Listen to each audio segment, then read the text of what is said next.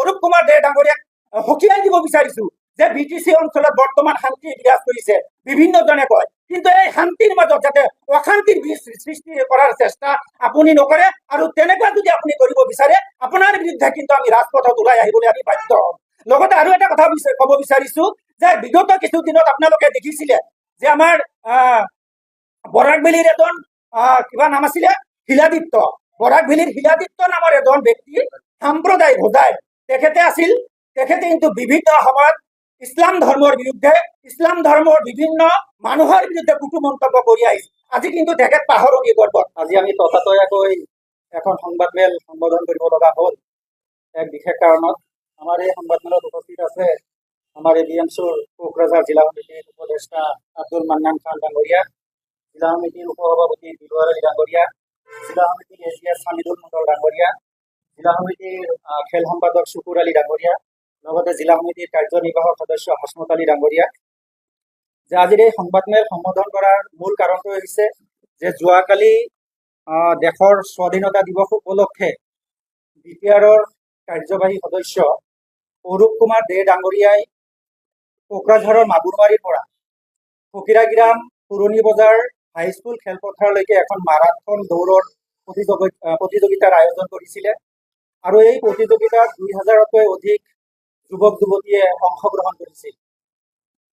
আৰু এই মাৰাথন দৌৰৰ যিটো প্ৰতিযোগিতা, এই প্ৰতিযোগিতাত প্ৰথমতে কোৱা হৈছিল যে 70জন যিসকলে প্ৰথমত আহিব তেখেতসকলক 5,000কৈ টকা পুৰস্কাৰ হিচাপে দিব, মেডেল দিব আৰু চাৰ্টিফিকেট দিব।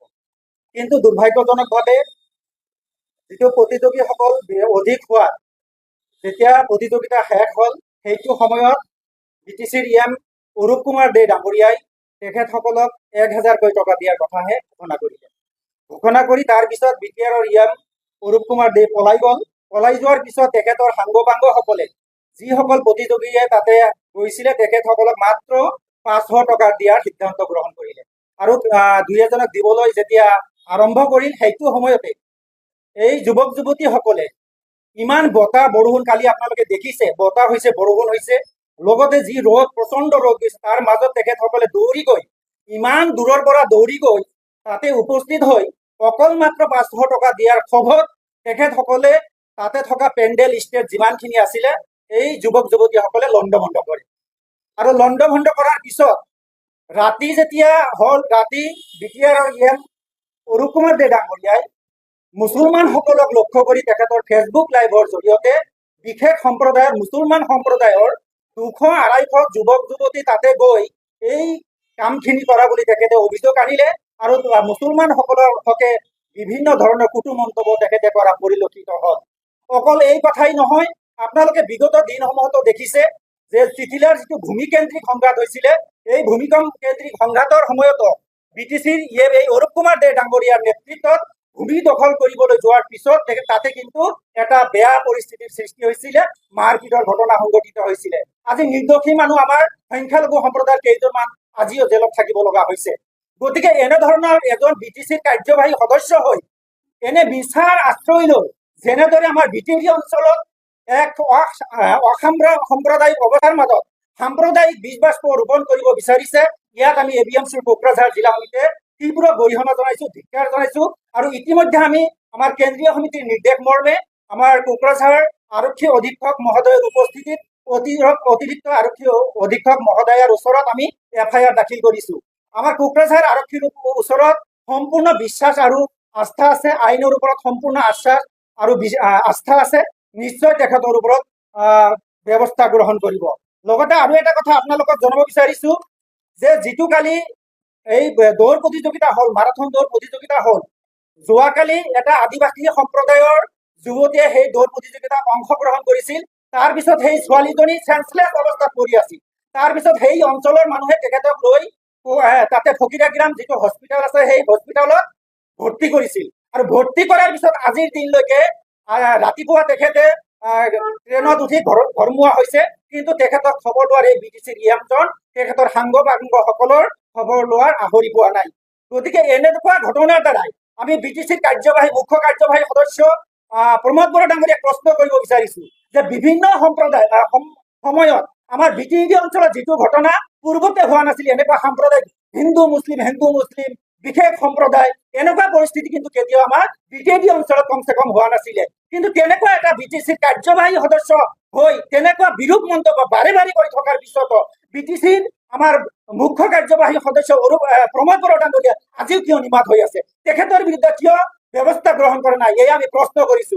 লগতে আমি বিটিচি প্ৰধান প্ৰমোদ বড়ো ডাঙৰীয়াক আহ্বান জনাব বিচাৰিছো যে তেওঁৰ দ্বাৰা এই বিটিচিৰ অৰূপ কুমাৰ দে ডাঙৰীয়াৰ দ্বাৰা যদি বিটিএডি অঞ্চলত কোনো গোষ্ঠী সংঘাতৰ সৃষ্টি হয় তাৰ কাৰণে কিন্তু আপুনিও সমনীয়া সমানে জগৰীয়া হ'ব।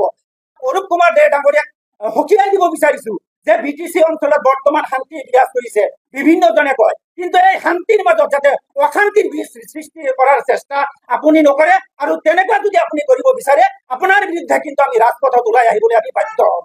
লগতে আৰু এটা কথা ক'ব বিচাৰিছো যে বিগত কিছুদিনত আপোনালোকে দেখিছিলে যে আমাৰ বৰাকবেলিৰ এজন কিবা নাম আছিলে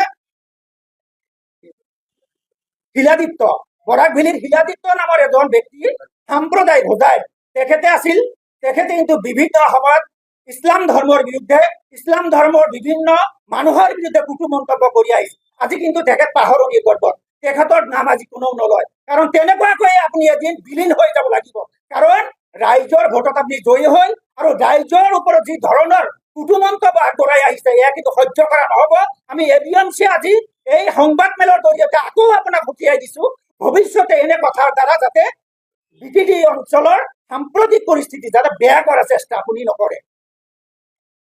হয়, এই কথাটো স্পষ্ট যে আপোনালোকে দুটা তেখেতৰ ই দেখিলে আৰু বিভিন্ন সংবাদ মাধ্যমতো আপোনালোকে দেখিছে বিভিন্ন সময়ত কালি যিটো ঘটনা তাতে বিভিন্ন ধৰণৰ ভিডিঅ' ফুটেজ ভাইৰেল হৈছে, আৰু ভিডিঅ' ফুটেজসমূহত আপোনালোকে স্পষ্টকৈ দেখিছে যে তাৰ ভিতৰত যিসকলে তেখেতে টি চাৰ্ট দিছিলে, জোতা দিছিলে, সেই জোতা টি চাৰ্ট পৰিধান কৰা যুৱকসকলে কিন্তু সেই ঘটনাটো সংঘটিত কৰিছে। কিন্তু তেনেকুৱা এটা ঘটনা সংঘটিত কৰাৰ পিছত আৰু যিটো কালি মাৰাথন দৌৰ হৈছিলে তাতে কিন্তু আমাৰ মুছলমান সম্প্ৰদায়ৰ অকল 3% মানুহে তাতে উপস্থিত থকা বুলি আমি জানিবলৈ পাইছো। আৰু তাৰ মাজত তেখেতে কেনেকৈ ক'লে 200-300 মানুহ আহি ইয়াত আক্ৰমণ কৰিলে, এই কথাটো কেনেকৈ ক'ব পাৰিলে? ভিডিঅ' ফুটেজসমূহত স্পষ্ট আছে। লগতে আৰু এটা ভিডিঅ' আপোনালোকক নিশ্চয় প্ৰদান কৰিম, তাতে কিন্তু যেতিয়া সেই যুৱতীসকলে লাইন হৈ শাৰী পাতি থিয় দি আছিলে, অৰূপ কুমাৰ দে কিন্তু বেয়া ধৰণে সেই যুৱতীসকলক বেয়া ভাষাৰেও গালি গালাজ পাৰিছিলে। তেখেতসকলক সকনি দিয়াও তাতে উল্লেখ আছে। গতিকে সেই ভিডিঅ' আপোনালোকক দিম, আপোনালোকৰ হাতত অৰ্পণ কৰিম। ইয়াৰ জৰিয়তে আপোনালোকে স্পষ্ট হ'ব যে যোৱাকালিৰ যিটো সাম্প্ৰদায়িক কথা তেখেতে কল, এই কথা আৰু আগৰ দিনত যিসমূহ কথা কৈছে এই কথাখিনি কিন্তু আজিৰ দিনত স্পষ্ট হৈছে যে তেখেত সাম্প্ৰদায়িক সংঘৰ্ষ এটা বিটিএডি অঞ্চলত আমাৰ কোকৰাঝাৰ জিলাখনত লগোৱাৰ কাৰণে অহৰহৰ চেষ্টা চলাই আছে।